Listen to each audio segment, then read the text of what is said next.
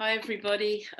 Ruth Fazal here, and I'm here together with friend Gil Pentzak, who many of you will know. And Gil and I have been working together for quite a lot of years now, and hosting groups in Israel, in Jerusalem, and it's been an amazing journey together in terms of what God has called us to do.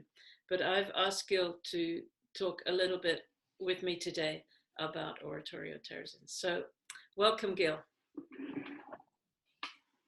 Welcome, Ruth. Thank you. Thank you for the opportunity. It's Actually, you know, usually the other way around. It's usually me asking yeah, you for a change, questions. it feels nice. It That's it. feels nice to be in the chair of the interview. In control. The thing is that I know that when it comes to the oratorio, you share a lot about the process of making the piece and how everything came together and the music and portraying everything through sound and taking it all over the world, etc. And the one thing that which I find most interesting and intriguing and inspiring about the process of the oratorio, and I have heard the story in various situations many times. I think the most essential thing to talk about is where is the place of God in this? I mean, how does, what the, what did His voice sound like in the process? Hmm. So, and if that's okay, I'd like to maybe address a few questions that might make you talk more about that, because that's something which I know that you don't automatically share, but I think as that is the most intimate thing, I think that's also the most that's it's the most inspirational thing. So I guess my first question would be, how did it even start? What was the calling like to even begin such a thing? Talking about something something that happened to another people not too long ago in history, but still, how did it all connect in you spiritually? I mean, Mm. what did that look like? Well, it probably started with a song that I wrote in a little while before I even sensed that I was to write this piece. I'd written a song called Give Me Your Heart, Lord. And give me your heart, Lord. I want to feel, I want to see what you see. I want to feel with your heart. And it wasn't long after that somebody gave me this book of poetry of children from the Holocaust in a place called Terezin or Theresienstadt. And I felt that God was asking me to take some of these poems and to weave them together with the scriptures. um, I didn't quite know what I was getting into. I mean, I didn't know at all what I was getting into. And I think when I think about it, I was truly just responding to the Lord. I didn't have a sense that He was now taking me on a journey into His heart for the Jewish people. I had no sense about that, except I knew that the context of this book was children of the Holocaust, of the time of the Holocaust. So I knew that much, and I felt Him saying, Ruth, would you take some of these poems and put them together with the scriptures, and I'll show you how that's going to work, because I didn't know how that was going to work, and to create a piece, to speak about my heart in the midst of this suffering, not just about what you're seeing. And so I, you know, I don't think I had to think that hard about it as to whether I would agree, because I knew if I didn't agree, I was basically walking away from God's purpose for my life. So I did say yes, with no understanding of what the yes was going to mean, and then began this journey of choosing the poems and really choosing poems that really fit for me, and then taking those poems and then saying to God, okay, so what are the scriptures that you're talking about? What is it you want to show me? And I remember spending several days. I was down in Kansas City at the House of Prayer there, and I spent several days sitting in the House of Prayer, It was so strange to think about it because I wasn't thinking about music. I was just thinking about the piece, the architecture of the piece, the text, and everything. And there I am sitting in the house of prayer, and there's the worship's going on down at the front, and there's all this music going on. There's nothing to do. So I'm definitely not thinking about music, but I was in this wonderful atmosphere of worship. And so I think hearing the voice of God in that kind of an atmosphere came much easier. And so most of it was put together in terms of the text, not the music at all, but most of it was put together in that atmosphere.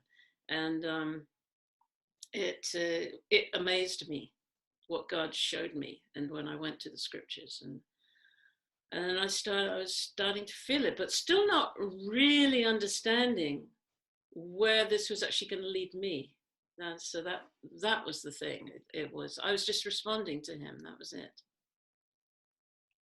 You know, we talk a lot in about when we talk about callings, or you know what God wants from us, and you said, you know, God's purpose for my life. We also know that there is a price. Mm. We also know that when it's real, it's definitely not going to be easy. When it's real, you know, I mean, you probably you know we have a saying in Hebrew that, you know, when everything is easy, then you're definitely not climbing up. I mean, I mean, it's only when you really begin to climb up that's when you feel the difficulty. And with callings, especially like this one with it, which is it's really like, you know, it's a lot. You have to dedicate your life for it. I'm sure that there was a meaningful cost. Could you share a little bit about that? I mean, responses from environment. You know, it's not just you who were going through this alone. I mean, people around you were also part of it. So, what did that look like?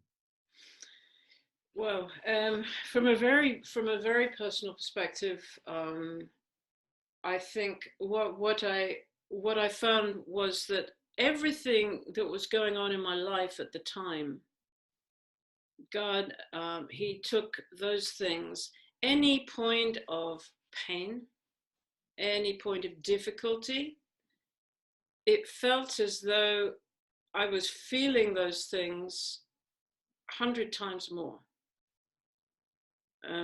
You know, usually I can walk through things, and you kind of you discover ways to deal with things in your life. But it was almost like God wouldn't let me discover any way to deal with these things emotionally. And so I found myself in this very, very, I would say, a dark place. And yet at the same time, it wasn't a dark place without God. It was a dark place with Him. And it was this incredible place of intimacy, but at the same time of feeling pain, and of feeling grief, and of feeling sorrow. And realizing at a certain point, I realized, and I think it was when somebody said to me, you know, God is allowing you to feel these things so that you can write this piece. And I thought that was a very cruel thing to say to me. Because I thought, well, what kind of God is this that would allow that? But then the more I thought about it, the more I realized that this is really true. I had to feel that. I had to feel it in order to write the piece, because you can't write a piece that is focused in the Holocaust from a place of absolutely no emotional connection with it at all. So God took my tiny little bits of suffering, multiplied them as only He can do by thousands, so that I felt them so deeply. And there were times even in writing the piece where, you know, I'd be writing a certain part of it, and I was wanting to portray something, and I would write something, and then I go, no, that's nowhere near deep enough. It's nowhere near. It doesn't touch it. There's got to be. It's too much on the surface. It's got to be stronger than this.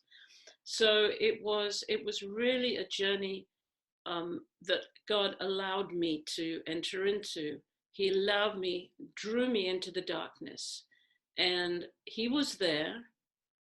And even though at the times I would be crying out to him, I mean, the things like how long, I mean, that kind of cry, how long can I be in this place? And I can't get out of it. And even when people would try to pull me out of it, maybe, or cheer me up, there was no way, because God didn't want me cheered up, if you know what I mean.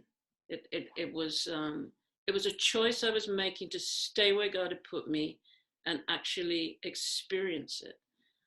So definitely not an easy time, and I would say that was in many ways that was the greatest cost, because this was over a period of a couple of years. It wasn't just a few days. I know that the piece eventually, not just for performance sake, but the piece eventually led you one way or another. It led you to Israel. Mm. Can you share a little bit about that? I mean, how did it really bring you in, and what happened? What changed in your heart since doing that? Yeah, well, I suppose my initial connection to Israel was obviously the people of Israel, the Jewish people. And I remember I used to talk about Israel. I used to talk about the Jewish people, and I would always sort of qualify that the Jewish people, and then I would say wherever they are. And my heart had not connected at all, really, to the land. It connected very much to the people. And when we were in Europe and meeting Holocaust survivors, that was a big part. Meeting some of the survivors who knew the children who had written the poems that I was setting to music, and that was very impactful for me. And so the idea of coming to spend time in Israel beyond just bringing the oratorio to Israel, that was something very different. And I started, it all really began, I think, the real connection to the land of Israel and coming to live here, it all began when I started to learn Hebrew. And it's a hard, I don't quite understand, maybe you'd understand this as a language teacher, a Hebrew teacher, and as my teacher, but something was happening, and I'm sure a lot of it had to do with our conversations. But I really was feeling God was drawing me towards Israel and coming and spending time there, and with a great desire to just come and live there. I mean, that was, I think, my greatest desire. And so, but it started with this, so I'm going to come for a year. That's what it was. And I wanted to come and play my violin for Holocaust survivors and to study the language more. And so that's how it all started. And then as I responded, again, I think it was God's call. I remember I was with you in Israel. I'd come for a few weeks. I was taking some lessons together with you, and I was sharing about this idea of coming maybe for a year, I said, and then I can study the language more and play my violin for Holocaust survivors. And I always remember you said to me, I think we were walking on the street or something. You said to me, when I said I'm thinking about it, and you said, well, have you asked God? And as I was walking back from my lesson, I remember thinking to myself, you know what? I don't think I really ever have asked him about that. And so I did. I just said a simple prayer to him. I said on my way back to where I was staying, I said, Lord, do you want me to actually be here? If you do, can you make a way? And so I went back to where I was staying with dear friends from South Africa that have a place, and I was staying with them. I walked into their place. It's like a big apartment, and they were sitting actually at the dining table. So I sat down with them, and I just shared just this thought that was sort of in my mind. And then Harit, he said to me, well, you know, we have a little place up on the roof, and maybe you could stay there, and you could stay there for a year, and at no cost. Well, I mean, the answer had come so fast that this was clearly God, and he was drawing me, and everything was starting to now connect with Israel, with the land of Israel, being in Israel, and I just wanted to go deeper and deeper and deeper into to really understanding what God had led me to, and so that's how it all happened. I came a few months later, and the rest is history, sort of, or it continues to be history as I really desire and want to be there. Amazing, amazing. When it's you know when it's the real thing, then you know all the answers just come together, and I do. way is made. Exactly. Thank you for sharing that. I think it'll be very special also for people here to hear these words and to understand better that there is an option for someone from the outside, not being part of the people, wanting to reach out in such way, and not just to reach out, but to really pay the ultimate price for it, and to do something to make things better and to fix things. So thank you for that. Yeah, I often think about how my parents named me Ruth. I think about that often, but I'm really grateful. I'm sure you do. Yeah. Anyway, thank you so much, Gil. Thanks for asking the questions, and I hope it's given a little bit of a better, a bit more of an inside understanding. So bless you. My pleasure. Bye. Bye-bye.